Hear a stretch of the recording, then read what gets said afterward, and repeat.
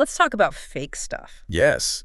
From what I've read, more than 75% of the stuff sold as authentic music memorabilia are fakes. Yep.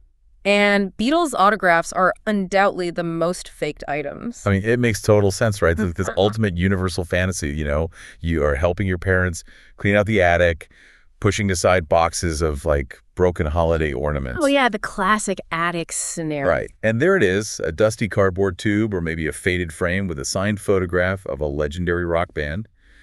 And in a fraction of a second, your brain does the math and you just think, hello, early retirement. I am buying an island. Oh, totally. You are mentally picking out yacht colors and rehearsing your resignation speech before you've even wiped the dust off the glass. Exactly. But unfortunately, we are here today to violently pop that bubble for you.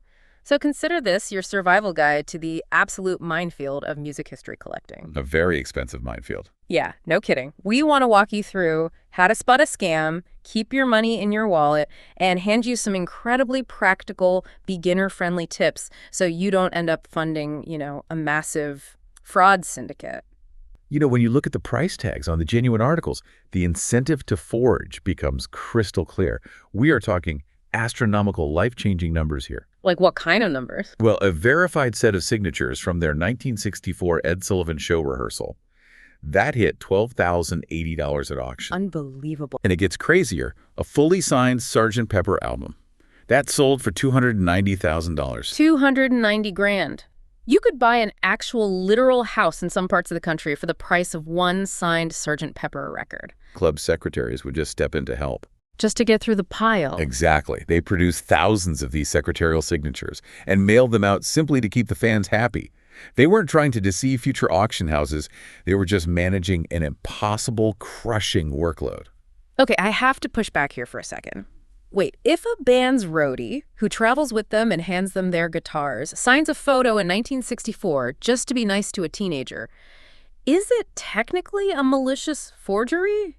Or is it actually a weirdly authentic, tangible piece of band history? You just hit on the eternal debate in the collecting community. Yeah. I mean, as a historical artifact demonstrating the sheer unmanageable scale of 1960s mania, sure, it is absolutely authentic history. But as a financial asset, it is a forgery. Yeah, that makes sense. If you pay $12,000 operating under the assumption that Paul McCartney held that specific pen, you are going to be devastated when the authenticator tells you it was actually the road manager. You're paying for proximity to the genius, not the assistant's penmanship. And, I mean, they aren't the only ones suffering from this massive volume problem. The king himself is right up there. Oh, unquestionably. Yeah. Elvis Presley sits right at the very top of the forgery list, practically tying for first place. Roughly 76% of items signed by Elvis and Marilyn Monroe, for that matter, are completely fake. 76%. Yeah. It got so lucrative that there were entire organized forgery rings operating out of Germany that specialized only in faking Elvis's handwriting. That was their entire business model. They basically built a factory of fake kings. Guten Tag. Today we forge the king. That is wild. I'm just picturing a room full of guys in suits meticulously studying how Elvis looped his E's. It was an absolute industry. But real Elvis items do exist, and they are often surprisingly mundane. Like you might find what's called a certified cut signature, which is literally just a signature scissored out of a larger, boring legal document or a cashed bank check. Oh. Yeah. Or you might find an authentic postcard from the Dunes Hotel in Las Vegas just signed, "Best wishes to Sally." So for the beginner out there listening, how do you even start to protect yourself? Like, how do you distinguish between a German forgery ring, a well-meaning 1960s secretary, and the actual artist? It basically comes down to physics and biology. You need to look for pen pressure. For pin pressure, okay. Yeah, a massive number of fakes are done by auto pins. These are mechanical machines that literally hold a real pen and trace a programmed signature onto paper. Because they use real ink, they completely fool people. But auto pins are mechanically identical every single time. And more importantly, they apply unnatural, perfectly even pressure across the entire signature. Real human beings simply don't write like that. Because we have muscles that get tired or the pen skips. Precisely. We pause, we press harder on certain downward loops, the ink pools a little bit at the end of a stroke. You always want to look for that natural biological variation in pressure. And rule number 2 for beginners, never, ever buy an autograph without comparing it to verified dated references from that exact era. Because signatures change over time. They evolve wildly. John Lennon's signature in 1963 looks radically different than his signature in 1975. Okay, so with ink, you are actively looking for human flaws, which is a fascinating concept because it turns out the holy grail of authenticity in this market isn't perfection, it's the flaws. Right. So if human flaws save you with ink, what happens when there's no ink at all? Let's talk about mass-produced physical objects, specifically the butcher cover. Ah, the legendary 1966 Yesterday and Today recalled album. For vinyl collectors, this is mythological. It is the ultimate conversation piece. For those who don't know, the original cover of this album featured the band sitting around in these white butcher smocks, draped in literal slabs of raw meat and decapitated plastic baby dolls. It's completely bizarre. It was a wildly bold, surrealistic, artistic statement for 1966. A statement that Capitol Records was entirely unprepared for. Completely unprepared. They sent out advance copies to radio DJs, and the DJs were horrified. Capitol panicked, recalled the album almost immediately, and realized it would cost too much to press new cardboard. So what did they do? They literally hired workers to just paste a much tamer, boring photo of the band standing around a steamer trunk right over the offensive meat and dolls. Which created an accidental hierarchy for collectors. Yeah. Now you have first state covers, which are the original butcher covers that were never pasted over, and second state covers, which have the steamer trunk photo slapped on top. Right. But because a pristine first state cover is worth tens of thousands of dollars, the market is absolutely flooded with 1990s Japanese reproductions. And if you don't know the exact manufacturing quirks of a 1960s American printing press, those Japanese reproductions look identical. It's like a forensic crime scene. And this logic extends to stage clothing, too. Think about Kurt Cobain's famous olive green cardigan from the 1993 MTV Unplugged performance. Oh, yes. That unwashed sweater sold for $137,500 in 2015. And then someone bought it again at auction in 2019 for $334,000. For a sweater that was literally missing a button, had a massive cigarette burn hole in it. That's the crazy part. You aren't looking for a perfect, pristine sweater. When you are authenticating rock apparel, you are specifically hunting down the cigarette burn holes, the missing button, the exact weird discoloration on the left pocket. You are paying $350,000 for a stain. It's unbelievable. And because of that price tag, there is a massive thriving market of Etsy replicas making perfect copies of that sweater. Which is a crucial point.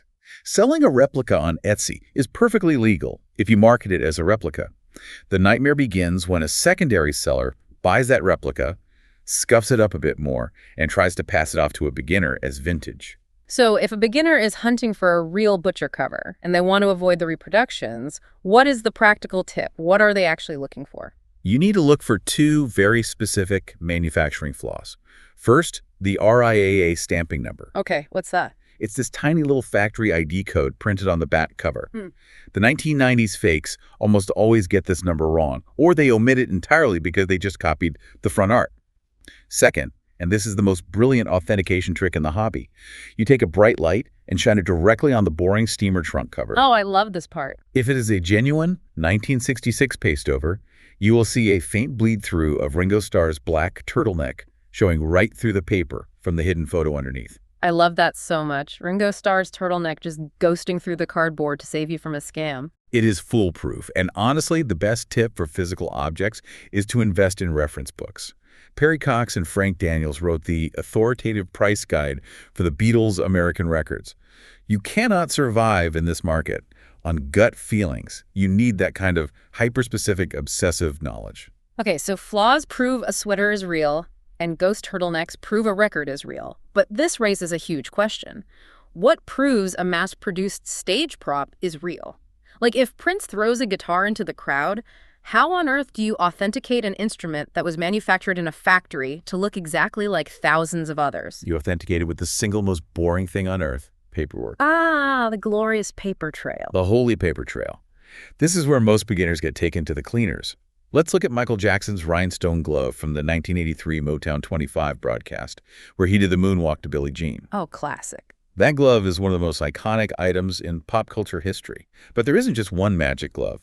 Dozens of variations exist from different tours made by different costume designers over the years.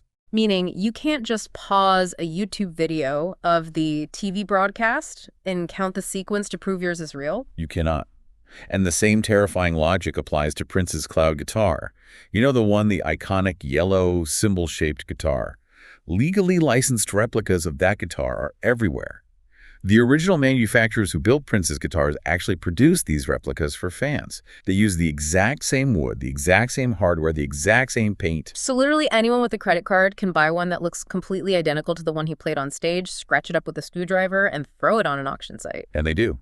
The lines are completely blurred, and the financial stakes are staggering. Look at Jimi Hendrix items. Genuine Hendrix artifacts are incredibly scarce because he died tragically at 27. He simply wasn't around long enough to sign thousands of guitars or hoard decades of stage gear. Right. But fake Hendrix guitars flood the market constantly. There was a collector recently who lost $13,000 on a fake Hendrix guitar. Ouch. 13 grand vanished. Let me guess, the ink on the guitar looked like it was signed yesterday morning. Perfectly fresh, pristine ink sitting on top of 50-year-old wood. The irony is, the authentic Hendrix items that actually sell for huge money are usually just incredibly boring documents, like a 1968 Warner Brothers settlement contract sold for $45,000, or a simple, verified page ripped from a notebook signed "Stay Groovy Jimi Hendrix." So the practical tip here for beginners is uncompromising. Never buy a stage-worn or stage-played item without an ironclad chain of custody. Ironclad is the word.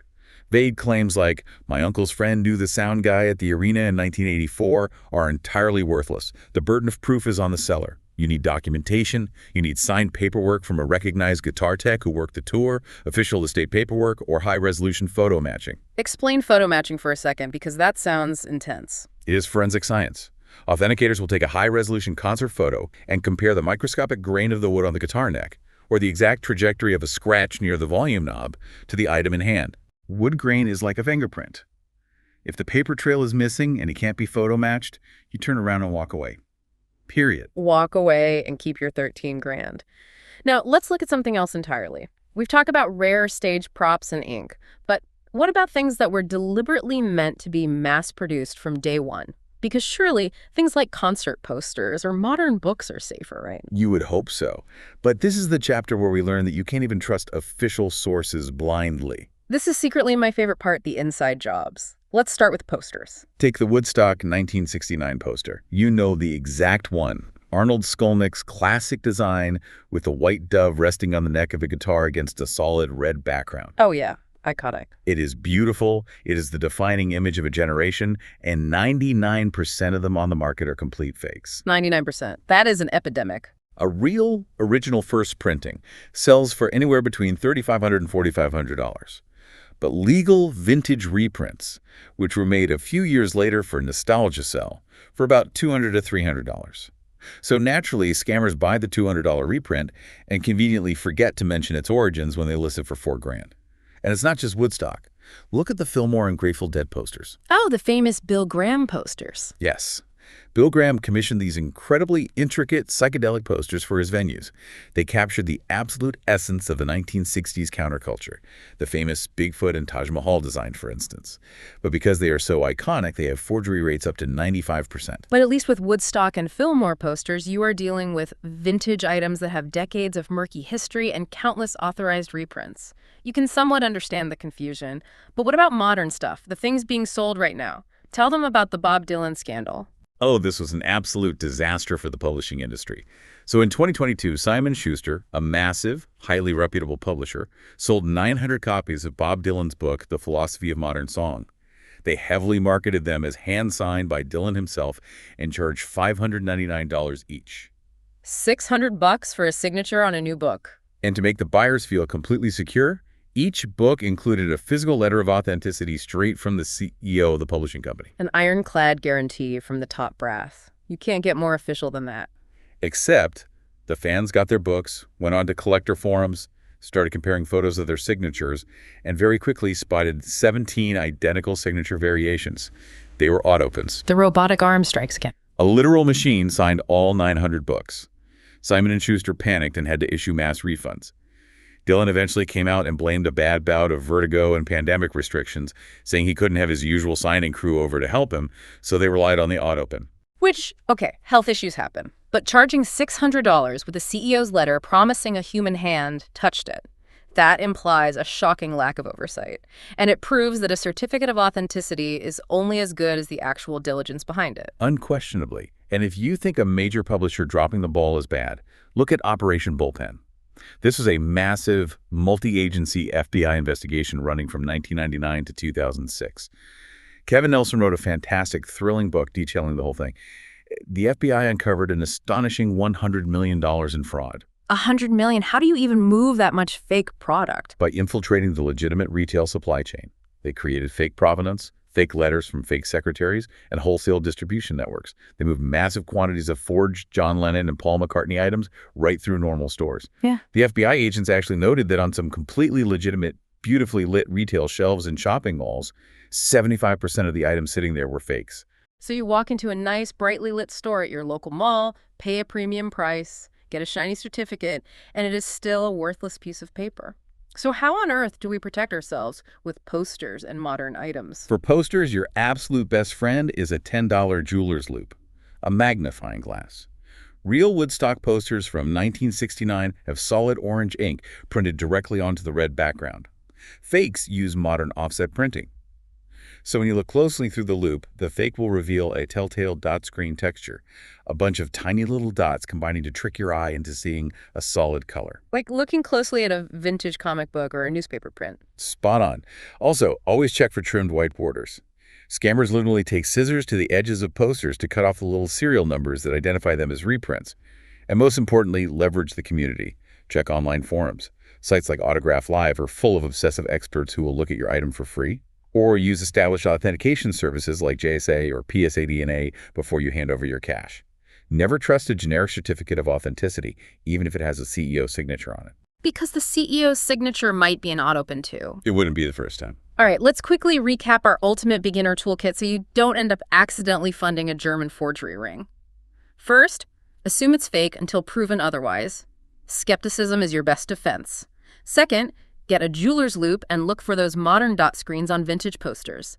Third, demand an ironclad chain of custody for any physical items or stage props. And fourth, check that pen pressure to make sure a biological human hand actually signed the paper. It sounds like a lot of homework, but it is the only way to genuinely protect yourself and preserve the real history. Absolutely. But before we wrap up, I want to leave you with a bit of a philosophical question to mull over. Think about all those auto pens and those well-meaning roadies from the 60s working through mountains of mail.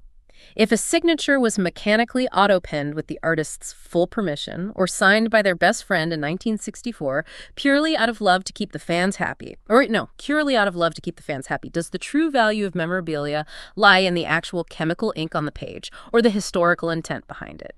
Something to ponder while you check your attic boxes. Until next time, when you listen. Your mind conducts its own symphony.